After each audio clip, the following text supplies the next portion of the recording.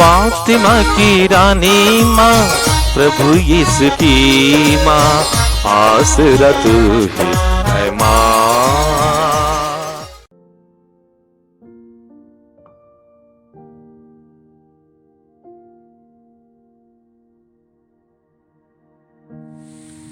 पहला पाठ नबी ईसायास का ग्रंथ, अध्याय 40, पद संख्या 1 से 5, 9 से 11 तक। तुम्हारा ईश्वर यह कहता है, मेरी प्रजा को सांत्वना दो, सांत्वना दो। यरूशलेम को ढाढ़स बंधाओ और पुकार कर उससे यह कह दो कि उसके विपत्ति के दिन समाप्त हो गए हैं और उसके पाप का प्रायश्चित हो चुका है। प्रभु ईश्वर के हाथ से उसे सभी अपराधों का पूरा पूरा दंड मिल चुका है। यह आवाज आ रही है, निर्जन प्रदेश में प्रभु का मार्ग तैयार करो, हमारे ईश्वर के लिए मैदान में रास्ता सीधा कर दो।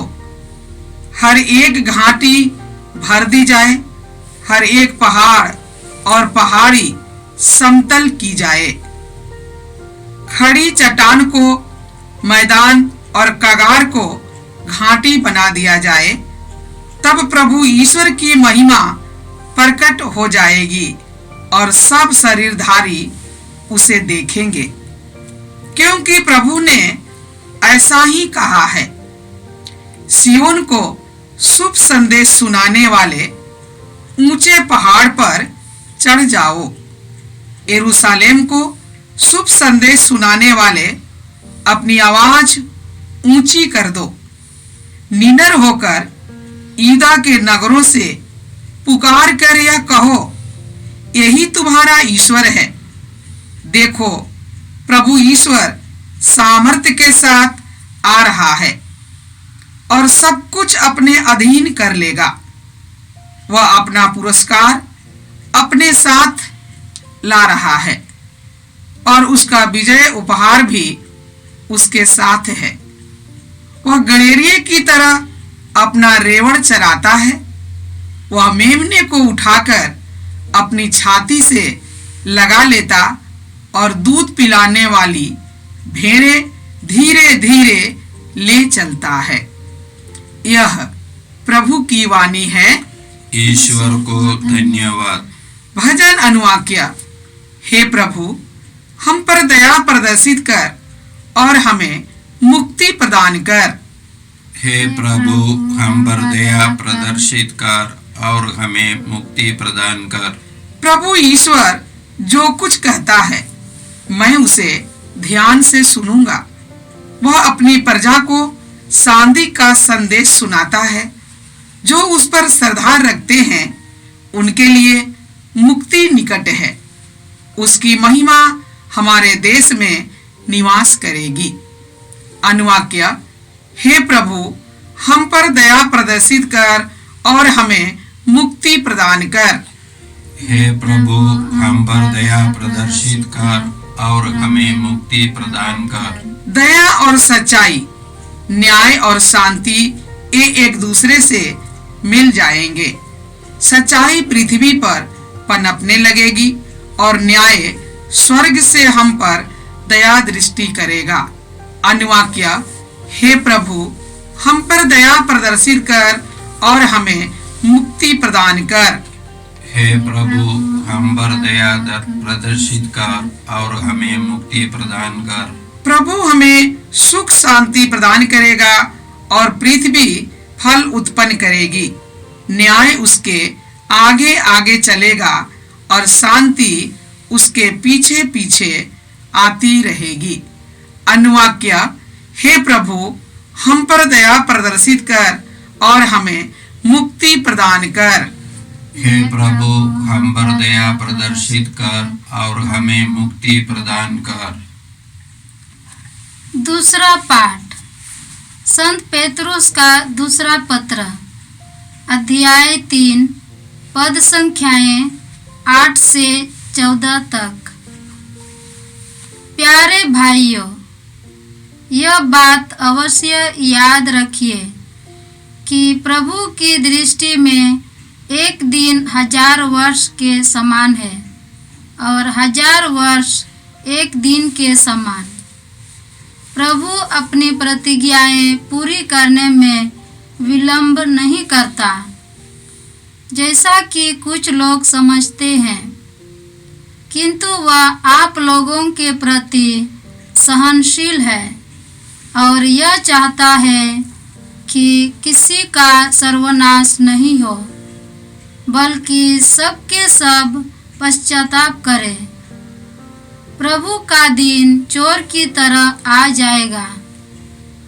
उसी दिन आकाश गरजता हुआ विलीन हो जाएगा, मूल तत्व जलकर पिघल जाएंगे और पृथ्वी तथा उस पर जो कुछ है वह सब भस्म हो जाएगा। यदि यह सब इस प्रकार नष्ट होने को है, तो आप लोगों को चाहिए कि पवित्र तथा भक्तिपूर्ण जीवन व्यतीत करें और उत्सुकता पूर्वक ईश्वर के दिन की प्रतीक्षा करें। उस दिन आकाश जलकर विलीन हो जाएगा और मूल तत्व ताप के कारण पिघल जाएंगे। हम एक नए आकाश तथा एक नई पृथ्वी की प्रतीक्षा करते हैं, जहाँ धार्मिकता निवास करेगी। इसलिए प्यारे भाइयों, इन बातों की प्रतीक्षा करते हुए इस प्रकार प्रयत्न करते रहिए कि आप लोग प्रभु की दृष्टि में निष्कलंक, निर्दोष तथा उसके अनुकूल हो। यह प्रभु की वाणी है। ईश्वर को धन्यवाद। जय घोष। Hallelujah, hallelujah.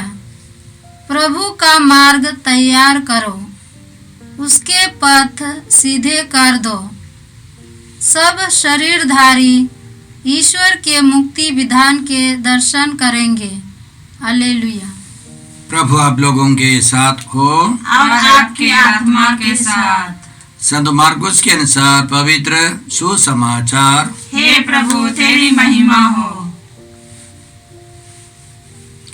अध्याय 1 पद संख्याएं 1 से 8 तक।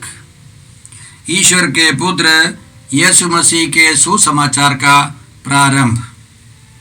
नबी इस्याक के ग्रंथ में लिखा है, मैं अपने दूत को तुम्हारे आगे भेजता हूँ, वह तुम्हारा मार्ग तैयार करेगा। निर्धन प्रदेश में पुकारने वाले की आवाज, प्रभु का मार्ग तैयार करो, उसके पथ सीधे कर दो। इसी के अनुसार यूहन्ना बपतिस्ता निर्जन प्रदेश में प्रकट हो गया और पाप क्षमा के लिए पश्चाताप के बपतिस्मा का उपदेश देने लगा। सारी यहूदिया और यरूशलेम के लोग यूहन्ना के पास आते थे और अपने पाप स्वीकार करते हुए यरदन नदी में उससे बपतिस्मा ग्रहण करते थे। यूहन्ना ऊंट के रोमों का कपड़ा पहने और कमर में चमड़े का पटा बांधे रहता था। उसका भोजन टिड्डियां और वन का मधु था। वह अपने उपदेश में यह कहा करता था, जो मेरे बाद आने वाले हैं वह मुझसे अधिक शक्तिशाली हैं। मैं तो झुककर उनके जूते का फीता खोलने योग्य भी नहीं हूँ। मैंने तुम लोगों को पानी से बपतिस्मा दिया है, वह तुम्हें पवित्र आत्मा से बपतिस्मा देंगे। यह प्रभु का सुसमाचार। हे क्रिस्त, तेरी स्तुति हो। जय यीशु। क्रिस्त में प्रिय भाई और बहनों, आज हम लोग आगमन काल के दूसरे सप्ताह में प्रवेश कर रहे हैं। इन 4 सप्ताहों में, आगमन के इन 4 सप्ताहों में हम लोग 4 विषयों पर वचन सुनेंगे, मनन करेंगे और प्रभु यीशु के आगमन की तैयारी करेंगे। पहला है विश्वास, दूसरा है भरोसा, तीसरा है प्रेम और चौथा है आनंद। और इन 4 सप्ताहों के प्रथम और दूसरे सप्ताह में हम लोग प्रभु यीशु के अंतिम आगमन के बारे में वचन सुनेंगे और उसकी तैयारी करेंगे। तीसरे और चौथे सप्ताह हम लोग प्रभु यीशु के प्रथम आगमन के बारे में 2000 साल पहले यीशु ने गौशाला में जन्म लेकर हमारे लिए जो कुछ किया है उसके बारे में हम लोग वचन सुनेंगे और तैयारी करके गौशाला के पास जाकर हम लोग प्रभु बालक यीशु से मिलेंगे। तो आज का पहला पाठ नबी यशायाह के ग्रंथ से है। इसकी पृष्ठभूमि यह है कि ईसा पूर्व 587 में इस्राएली लोग युद्ध में हार गए और उनको भूतों को गुलाम बनाकर वहाँ के बाबुल के राजा उनको बाबुल ले गए और वे बुरी तरह गुलाम रहे। करीब 75 साल के बाद वे लोग वापस आ रहे। तो नबी यशायाह ने भविष्यवाणी की वे लोग लौट आएंगे, उनको ईश्वर सांत्वना देगा।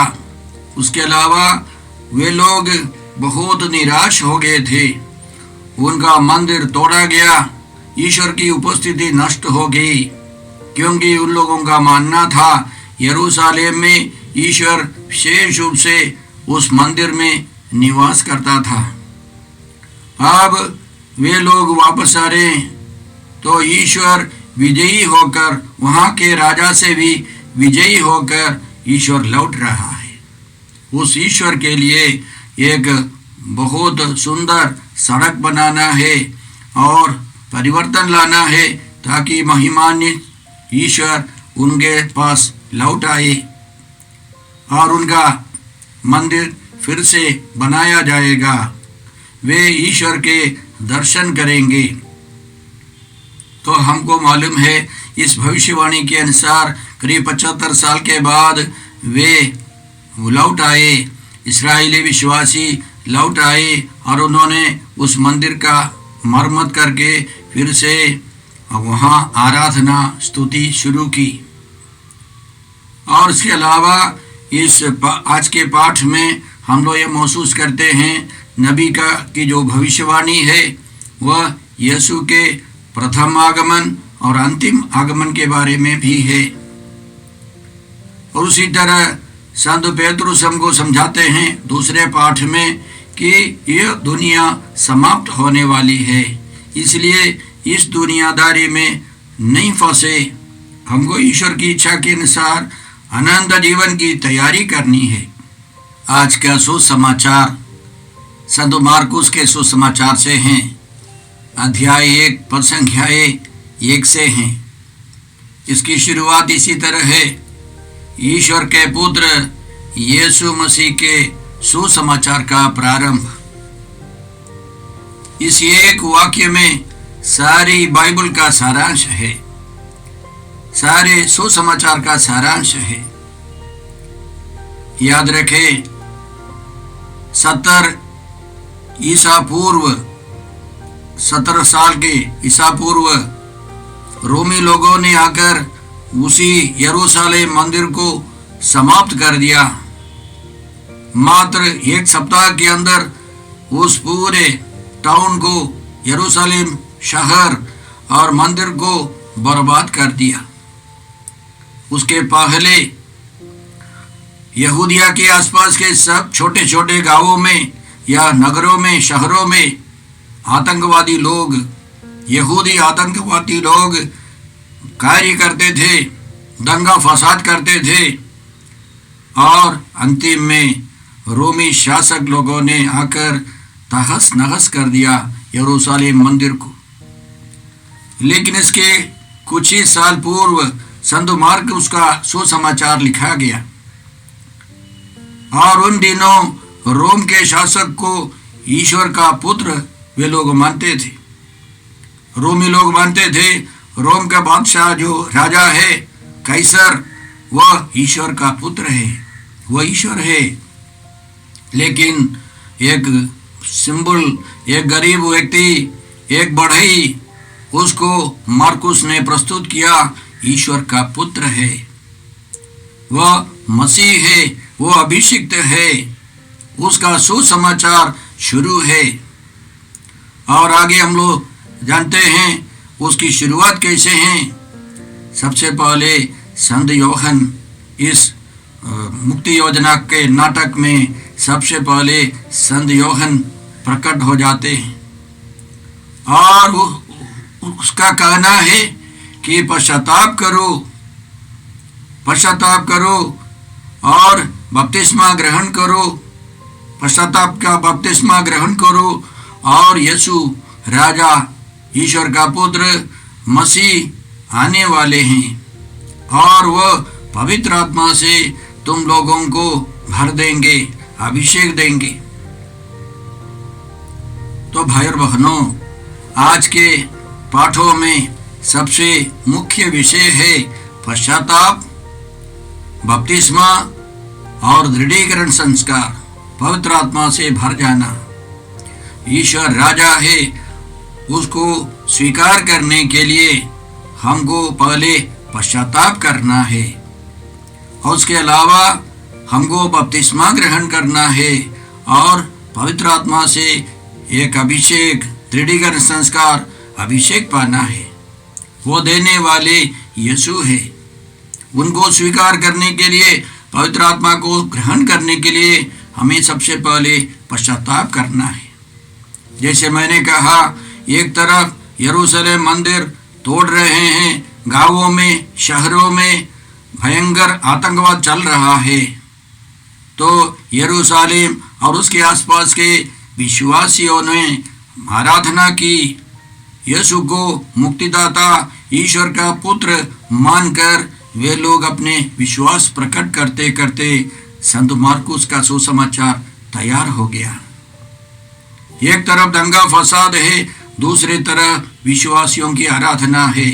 एक तरफ कैसर राजा है, ईश्वर का पुत्र है, यहाँ यीशु गलीलिया का बढ़ई, वह सर्वशक्तिमान ईश्वर का पुत्र हैं। वे राजाओं के राजा हैं, प्रभुओं के प्रभु हैं। उनको हम योग्य रीति से स्वीकार करें। इन दिनों कई अविश्वासी, अंधविश्वासी हमसे चैलेंज करते, चुनौती करते देते हैं कि आपके ईश्वर यीशु मसीह निर्मम हत्या में मारे गए, उनकी हत्या की गई, क्रूस पर तड़प तड़प कर वो मर गए। सही है। उनके मन में क्या है, यहाँ उनके शक्ति, उनकी महिमा, उनके अनुसार महिमा शक्ति माने किसी को दबाकर, हरा करके, उनको नष्ट करके विजयी हो जाए। ऐसे कई राजा थे। पिलातुस के सामने यीशु खड़े थे। पिलातुस ने यीशु से पूछा, तुम राजा हो? यीशु ने कहा, हाँ, लेकिन मैं इस संसार का राजा नहीं हूं। और वही पिलातुस समाप्त हो गया। यीशु आज भी जीवित है। यीशु को आज भी कोई हरा नहीं सकता। वह राजाओं के अधिराज हैं और उनको स्वीकार करने के लिए हमें अपने हृदय को तैयार करना है और उसके लिए हमें पश्चाताप करना है। हम लोग जब पश्चाताप का वचन, शब्द सुनते हैं, यह केवल एक अफसोस करने वाली प्रक्रिया नहीं है। हमारे दिल में हमारी कमजोरियों के लिए, हमारे पापों के लिए हम लोग अफसोस करते हैं, वो ठीक है, लेकिन उसके अलावा हमें एक मानसिक रूप से प्रभु यीशु को स्वीकार करना है। हमारे मन में एक परिवर्तन लाना है। प्रभु यीशु को अपने जीवन के प्रभु और मुक्तिदाता मानना है। यीशु को हमारे पूरे जीवन का अधिकार देना है। इन दिनों पिछले 8 महीनों से हम लोग महामारी से गुजर रहे हैं, तो इन दिनों मैं सोच रहा हूँ कि मानव जाति एक समुदाय 800 करोड़ लोग हम लोगों ने उचित रूप से पश्चाताप नहीं किया। कई लोग हमसे पूछते हैं यह महामारी कब समाप्त हो जाएगी, कब से प्रार्थना शुरू होगी, कब से चर्च सब खुल जाएंगे, कैसे स्कूल, कब से स्कूल सब सामान्य रूप से खुल जाएंगे। यह सवाल ठीक है, लेकिन दूसरे एक सवाल पूछना है, कब से मैं और अच्छा बनूं, कब से मेरा परिवार सुधर जाए, कब से मेरा देश सब, कब से सारा संसार सुधर जाए। 2 दिन पहले 3 दिसंबर को हम लोगों ने संत फ्रांसिस जेवियर का पर्व मनाया।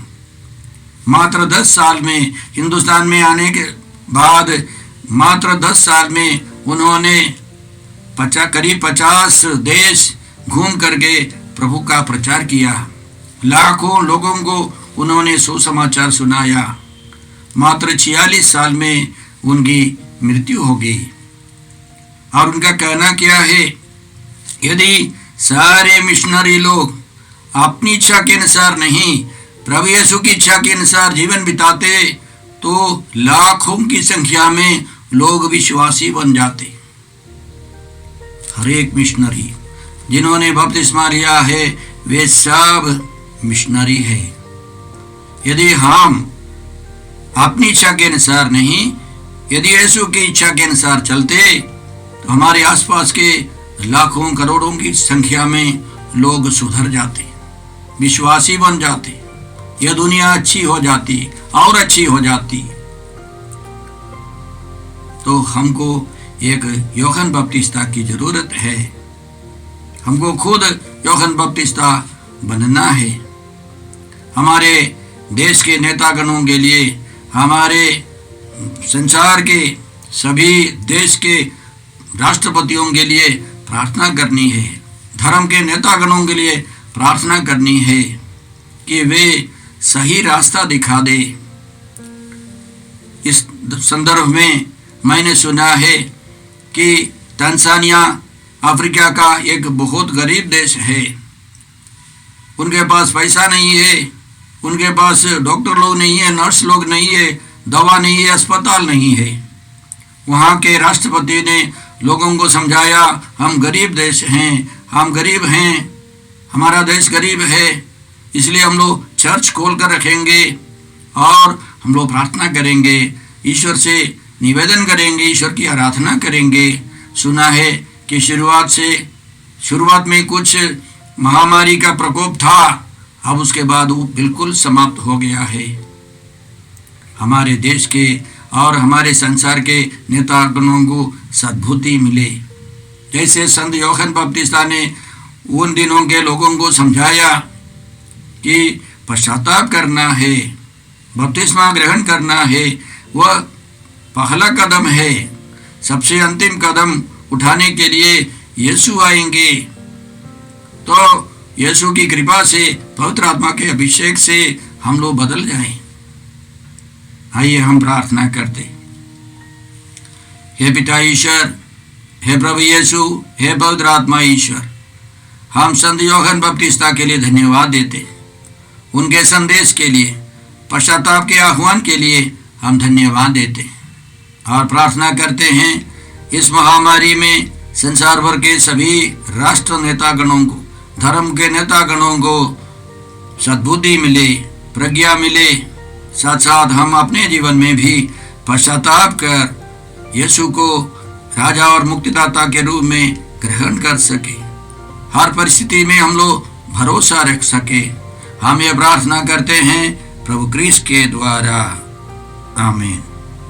हमारे प्रभु यीशु क्रिस्त की कृपा, ईश्वर का प्रेम तथा पवित्र आत्मा का साहचर्य आप सबों को प्राप्त हो, आमीन। जय यीशु क्रिस्त में प्रिय भाई और बहनों, प्रभु यीशु ने हमें आदेश दिया है संसार के कोने कोने में जाकर सारी सृष्टि को सुसमाचार सुनाओ। सुसमाचार सुनने के लिए और सुनाने के लिए एक अच्छा मौका है।